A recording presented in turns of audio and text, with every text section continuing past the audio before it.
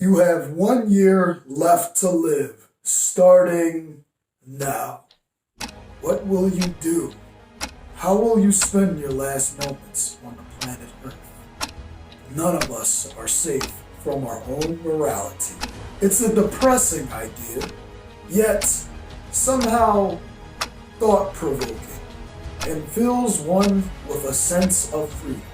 The creators of Crank Gameplay and Markiplier are teaming up to develop a YouTube channel that will be deleted within a year's time. It's an interesting concept, but how does it tie into motivation? Stay with me as I explain, because this could be your very last moments on this episode of Trending Motivation.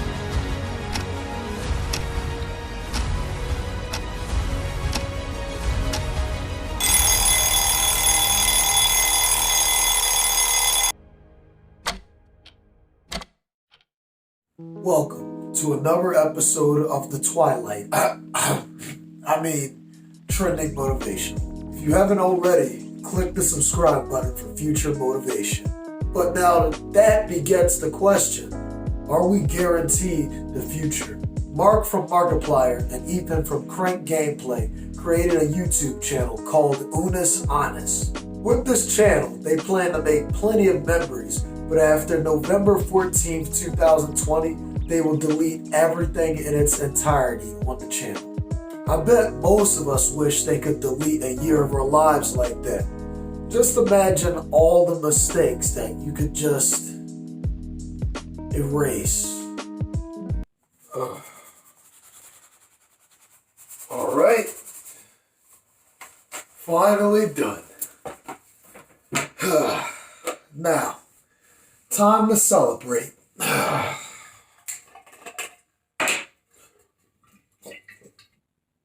Now, the very first time Mark and Ethan released the trailer for Unus Annus, it invoked a sense of allure, goosebumps, and wonder. Unus Annus. 1 year. This channel, much like all of you, has a limited amount of time. And every day we march ever closer to this channel's inevitable doom. After watching it, I said, wow, that's an interesting concept. I'm looking forward to see what they bring out in the future. And then this happened.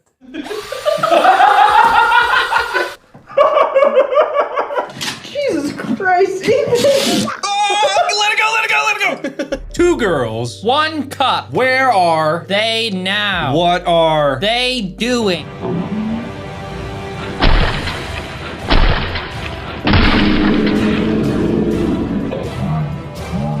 Needless to say, it was as unexpected as I originally thought it would be. But in their shenanigans, Mark and Ethan have touched on a very important question. What would you do if you only had 1 year to live? What kind of promises have you made yourself in 5 years to complete? How about 10 years? How many of you have said, I'm going to become a millionaire? All I do is win, win, win, no matter what. Got money on my mind, I can never get. Look, all I had was change at the time. Don't judge me. I'm broke! Now that's all fine and dandy, but have you put any action into the end goal? We take our time for granted because we believe we have an infinite amount of time. But just like everything else, our time is extremely finite. Well, unless you're a jellyfish, that is. Speaking of a lack of time, mayflies, a species of insects, only lives at a max of 24 hours. Well, actually, that's somewhat of a misconception. They actually survive in the larva stage for 2 years, practically dormant until they reach adulthood. And within the span of 1 day, they literally go out with a bang, producing a litter of new mayfly babies. If we take an example from mayflies, is the meaning of life just merely dancing and procreation? Maybe. maybe not. The good thing about us humans is that we don't have to settle for the life of a mayfly if we don't desire that. We are a versatile species that can do pretty much whatever we want to. With a year left on your life, what would you want to do? Would you just be sitting here watching this video? Which I appreciate highly. Are you simply settling for a life that you currently have because you're afraid of taking risk? Well, let's just hear what Jim Rohn has to say about risk. I used to say, what if this happens? It's called the language of the poor. What if this happens? And on top of that, if this was to happen, look at the fix I'd be in. I better not try. See, it's all risky. Getting married is risky. Having children is risky. Going into business is risky. Investing your money is risky. It's all risky. I'll tell you how risky life is. You're not going to get out alive. Fear rules each and every one of our lives in a petrifying way. However, if you had only 1 year to live, there would be no fear. Hell, you probably start living much more recklessly because you know there's nothing to lose. I'm not insinuating that we should all go wild like the Eagles won the Super Bowl again. All that risk energy that you just gained should be used in a positive manner. We live in this infinite cycle filled with monotony. And some people are content with that. And that's okay. But for those who aren't, I ask you, why do you live your life as if you're already dead? Is this the life that you deserve? Maybe you're an artist with an amazing idea, but because of the internal conversation you keep having with yourself, you put yourself down, you convince yourself that it isn't worth it, and you just stop working on it, period. What if there's a whole group of people that are extremely interested in what you do, but now they'll never be able to experience that vision that you have because you completely defeated yourself? Don't ignore your purpose in life. In my journey for answers, I search on YouTube for content that could possibly help me understand the notion of death. And in my search, I stumbled across a video of Will Smith and his family jumping outside of a plane. I highly suggest watching it. It really gives you a better understanding of the concept of fear. But anyway, I wanted to feel what Will felt in that moment. I wanted to understand the notion of fear and death itself. So I did what any other reasonable person would do. I prepared to jump outside of my kitchen window. Yeah, I know, I am crazy as hell. I got some pillows and I put them on the ground and got ready for my leap. In that moment, something strange happened. At first, I was ready. I said, this should be no problem.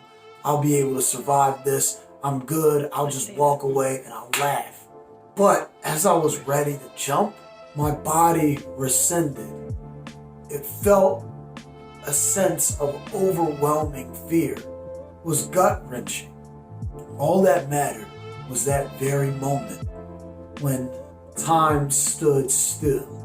I said to myself, don't do it. It's too early. You have to change the world. And that message was loud and clear. If you feel deeply about something, Do it! Just do it! sorry, I couldn't resist. The point is, don't live with regrets. Bonnie Ware, the author of the top 5 regrets of the dying, listed, I wish I'd had the courage to live a life true to myself, not the life others expected of me, as the first biggest regret in her book. And to wrap up this video, I want to give you guys a proverb. A man walks into a bar, and outside of the bar, a dog is yelling in agony. When the man approaches the bartender, he asks him, why is the dog howling so much? The bartender then replies, well, because he's sitting on a nail. Confusedly, the man says to the bartender, well, in that case, why doesn't he just move off of it? And then the bartender replies, because it doesn't hurt enough yet. Now let me ask you all, when will it hurt enough for you to make a change? When you lose the job that you worked so hard at because of budget cuts? When you go through a bad and embarrassing breakup? Or is it when you lose the people that you love the most and you secretly wish that you spent more time with them every day? The only thing promised in this life is death. Why can't we make it a valiant and meaningful death? The only cap that our goals have is the cap that we put on it ourselves. And the reality is, sometimes it just takes a leap of faith. Ethan usually ends the Unus Annus videos with the term memento mori. But to all my motivatees and inspirals out there, I say to you, memento vive. Remember to live. Until next time.